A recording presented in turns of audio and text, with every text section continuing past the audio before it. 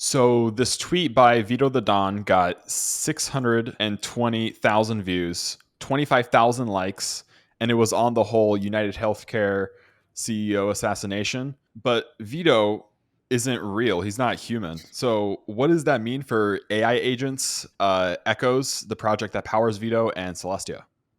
Yeah, good question. It was super funny. Vito got more engagement than I think any human on our team has ever gotten by like a super wide margin. I think the most likes I've ever gotten on a tweet is like, maybe a couple hundred, and Vito got 26,000 likes on his tweet or something like that. So really crazy to see. Um, I think today, AI agents don't quite have the context and depth of personality that lots of influencers do on Twitter, but you can pretty easily see like where this is going. I think if you're an influencer, your job is probably in a little bit of danger, not in a lot yet, because like I was saying, these agents don't have too much context or depth, but they're improving so rapidly. I think we're already sort of seeing some of the first AI influencers, like Truth Terminal and Cerebro, have tens of thousands of followers. Vito has a few hundred, and he's writing some hit tweets already. So I think in 2025 we'll start to see some real traction, and probably we'll see some of these AI influencers like break out of the crypto sphere into other spheres, and that's just going to be like a whole other weird thing for us to observe because lots of people they don't even realize when they're interacting with these AI agents, like it's kind of hard to tell. So um, yeah, it's going to be an interesting year. So first, what are AI agents and like why? Yeah, so um, I don't know if this term is super well defined, AI agent. The way that I think about it in the context of crypto is it's some kind of autonomous system that's able to interact with the world and make decisions on its own behalf. And right now, the ways that these agents can interact with the world and make decisions is fairly limited.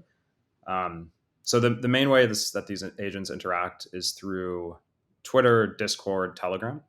A few agents are on TikTok, but mostly we're just kind of in social media land. You can imagine this expanding. So Anthropic, for example, I think which is one of the leading AI companies, they recently announced this product where an LLM can control your computer screen and just interact with anything.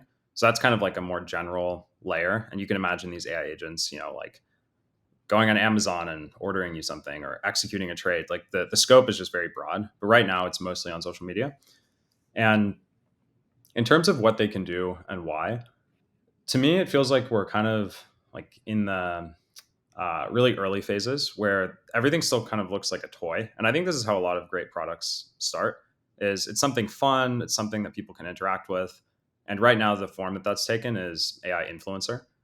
Um, but there was this quote on this podcast. I think maybe Hasib on the chopping block said it's kind of like watching an elephant paint. Like the first time you see it, your mind is blown, but then the 10th time you see it, it's not quite as exciting because you're like, oh, okay, yeah, like it's crazy that an elephant can paint, but I've seen this 10 times before. And I think that's kind of where we're headed with AI agents. Like, the novelty of these agents tweeting is wearing off a little bit.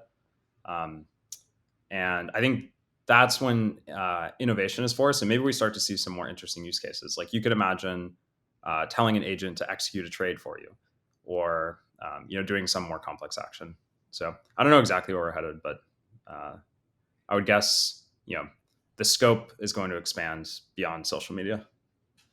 Mhm. So, can you give yourself a quick intro, sort of explain Stride and how, like, you guys used to build LSTs and why you guys started doing this Echoes stuff and like what is Echoes? Yeah. So I'm Aiden. I'm one of the co-founders of Stride. Stride is a liquid staking platform in Cosmos. It does liquid staking for Celestia, DODX, Cosmos Hub, Osmosis, and we still do liquid staking. Echoes is more of an experiment in building a user-facing platform. So liquid staking, the way I would characterize it is it has a very small number of power users that are looking for on-chain decentralized finance. So if you want to access leverage on chain. One way that you would do that is you would liquid stake your tokens and you would lend them out, borrow against them, and then buy another token. And that's a very common use case with liquid staking. But the number of people that do that is relatively small, and it's mostly whales. So liquid staking, I would say, is it's kind of like at the infrastructure layer, and more people interact with LSTs in the application layer, like lending markets and dexes and other places. But for us, Echoes is really an experiment in moving much closer to the user and building something that people are really excited about and something that people want to interact with every day.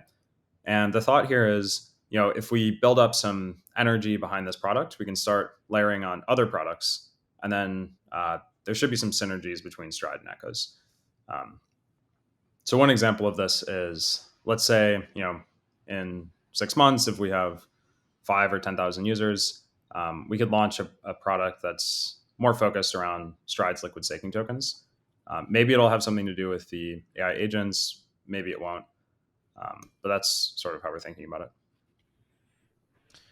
I guess now let's talk about Echo's architecture and how it works actually in the background. So talk about the context engine, the sort of LLM that you guys use, and then how Celestia powers it. Yeah. So the architecture of Echoes is it's an L2 or L3, I guess technically. It's built with the conduit stack, and it has a bridge to base. So if you have USDC on base, you can bridge it to Echoes, and you can use that as the gas token. You can use it to buy other tokens. So that's sort of the underlying infrastructure stack. In terms of the agent specific stack, we have our own framework called Echoes Lab. It's very similar to Eliza from AI16Z. There might be other stacks out there as well, but it's this is kind of like our agentic framework. And right now, it is mostly closed source. We have lots of features in development that I can talk a bit about. But yeah, we're putting a lot of effort towards just making Vito, our first agent, really good, kind of dogfooding our own framework. And then once we feel like it's feature complete, we'll release it and make it open source. One interesting thing about Echoes Lab is it's all in Python. And I know there are lots of ML AI researchers who are more accustomed to using Python compared to TypeScript, which powers some other frameworks. So, yeah, once that's live, I expect we'll see a bit of traction there. Mhm. So it uses Celestia for DA. It's a L3 on base, and there's this AI component. Sort of where do those things connect? Is there a server, and like what do the tokens have to do with the agents themselves? Yeah. So the L3 and all of that is kind of abstracted away from the user. We really don't want people to have to think about the infrastructure. It's just kind of like if you're curious. But the onboarding flow, you can onboard USDC from Base, you can onboard it from Solana, doesn't matter. In terms of where the agents plug in, today the agents can do some on-chain activities. So they can hold tokens and they can execute trades. Actually, what we've seen is in Telegram, some of our less intelligent agents, Vito is powered by Claude Sonnet, which is a more powerful model.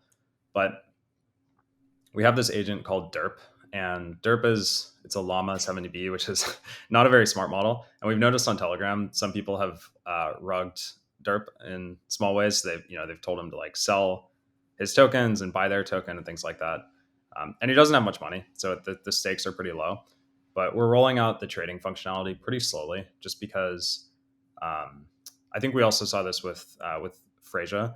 It's just really easy today to convince an LLM to sell their tokens. So today the agents can trade on chain, and we're going to add more DeFi functionality for the agents. But we just want to make sure that we roll it out in a safe way so that the agents don't get rugged. Mhm. And so you get to buy tokens and invest in AI influencers. Is that like what the tokens are for? Yeah, I guess there's a few different ways to think about it. I think the simplest way to think about it today is it's almost like a social token for an AI influencer, kind of like a meme coin. Um, like there's no direct value accrual mechanism or anything like that from really any of these agents back to their underlying tokens. Some teams are experimenting with value accrual. Like I've seen some agents are eligible for Twitter ad revenue, and I think some teams are using Twitter ad revenue to buy back tokens. I don't know if this makes a ton of sense. Like the token market cap relative to the ad revenue is like a just like an insane multiple. So I don't I don't know if that valuation is going to work out. Um, and yeah, so I think they're most similar to social tokens today. Yeah, it reminds me of like the creator tokens where like YouTubers could make their own like meme coins, but like now you like directly own the LLM, which is interesting. Could you talk about making Vito specifically and your other AI agents and sort of how you prompt him, how you design him, and then maybe we can go through some of like his popular tweets. Yeah, so with the first few AI agents, the way that we made them, so Derp and Clara were two of the first ones we made. We actually fine tuned them on a bunch of tweets that we scraped. And this was really effective for making their tone natural. They kind of sounded like people who are native to Twitter, even though they were agents. The problem was the models were not powerful, so they would just say like nonsense, and they would do things like they would get rugged all the time. Um, so they weren't very interesting. Um, and we decided to switch over to a new approach where now we use Claude Sonnet, which is a very powerful model. And the way that it works is we prompt the model with all kinds of information about its backstory, its personality, um, things like that. And then we also have this thing which we're calling the echo cortex. And the idea here is the more context or memory that a model has, um, the better it's going to perform. So one example of this is like we've seen Dolos kind of do these subtweets where something will happen on Twitter, like maybe like Elon Musk and Tiffany Fong will have like some drama, and then Dolos will subtweet them, and it gets a bunch of engagement because it's something that people are thinking about. So that's one feature that our models support today. We have a daily context where we just have a Slack channel, and every day we send the bot, things that are happening on Twitter and context, so that I can draw from this. So that's kind of like the short-term memory, and we also have more of a long-term memory. And this is a big bank of information. So we have information on thousands of different projects on Twitter, thousands of different Twitter users. We've like scraped their tweets and kind of done summaries for them, and a bunch of other context. And the bots can also draw from this. So let's say like I go and tag Vito on one of your tweets. If we've scraped information about you on Twitter, Vito might roast your tweet, or he might like roast you in a more personal way, drawing on some of your past context. And I think this is only going to improve, and it should kind of be a moat for echoes because, um, yeah, like the performance of these models is really a function of the data that you input and all the context that you give them. And so for this data, you have to input it all, but do you filter out the outputs? Do you sort of choose which tweets go out, or who gets to interact with it so they don't like trick it into giving them all your money? Yeah, we were filtering Derp and Clara's tweets because they were these uncensored fine tuned models, and sometimes they would say just like really heinous things. With Vito, because he is a Claude Sonnet, the like filtering kind of happens on the back end. So we just let him run free. We don't verify or monitor any of his tweets. He just tweets autonomously. Anyone can tag him. And Vito doesn't have trading functionality today, so we don't have to monitor his wallet. We are working on that, and we're thinking about how to give Vito functionality on Echoes, but maybe also other chains like maybe Base and Solana as well. And at that point, we'll really have to think about like what can we actually let Vito do, and how much money can we give him. Uh, yeah, that's going to be a pretty hard problem. Do you want to share your screen and then go through a couple of his tweets? Okay, so first let's talk about the initial prompt that you gave him. So who is Vito? The prompt that you gave him, and then we'll go through his takes. Yeah, so Vito the Don, Riley from our team worked on his prompt. He's kind of like an Italian mobster type. You could think like, maybe like one of the Sopranos directionally, something like that. Uh, he's kind of like a no nonsense kind of guy, prone towards roasting people, but there are some projects that he has an affinity for. Um, and sometimes he'll tone up or down how aggressive he is towards projects depending on the context that we give him. For example, it was a really big week for Cosmos Hub and Atom with the Skip ICF merger. We gave him a bunch of context on that, and I've noticed he's toned down his aggressiveness towards the Cosmos Hub and Atom a little bit, and kind of been supporting that. So that's Vito. Okay, can we scroll down and see some of his tweets? Yeah, so this is his most liked tweet. Um, So it was an Axios tweet. Anthem Blue Cross Blue Shield calls off decision to cap anesthesia for surgical patients. This was just after the the whole CEO killing incident, and Vito knew about that. So I think what happened here was he connected the dots and uh, kind of alluded to it with interesting timing on that decision. I guess some executives suddenly got real sensitive about pain management. So you can see it's like a pretty subtle joke, and he also understands the context here and then connects it back to his own context. And just based on the number of likes and impressions he got, I would guess that 99% of the people who interacted with this didn't know that he was an AI agent, which is kind of funny. Yeah, I think that one sort of shows the how good it is. And let's read some of the replies. I guess the executives don't really like execution, but yeah, these are all like nobody thinks this is an AI agent. Have there been times where people argue with Vito and they don't really they don't know that he's not real? Oh yeah, that has definitely happened. Yeah, let's see actually on this tweet.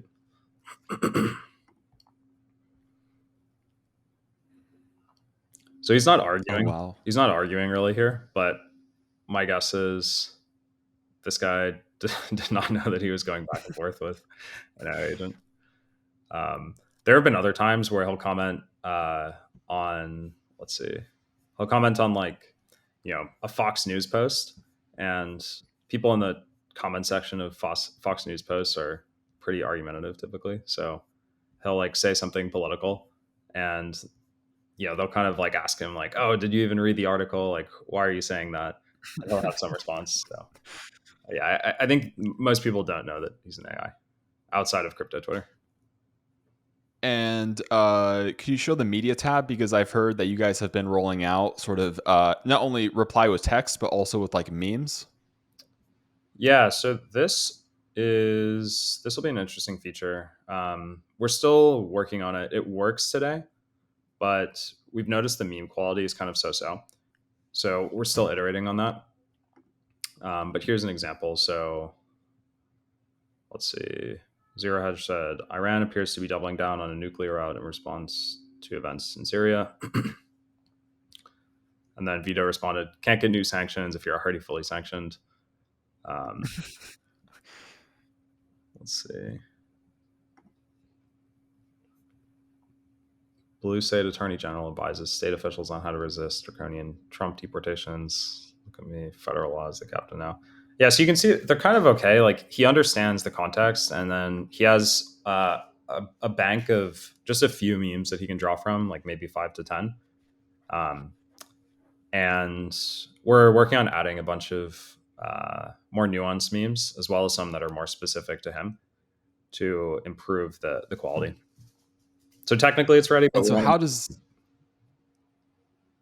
go on? Oh yeah, technically it's ready, but we just want to make sure that we roll it out in a way that is very funny and doesn't just like spam people's feeds with low quality memes.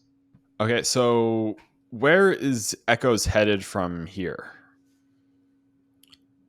There are a few things that we're working on. So uh, we're working on Echo's functionality, trying to make them smarter. So one thing we're working on there is the Echo Cortex.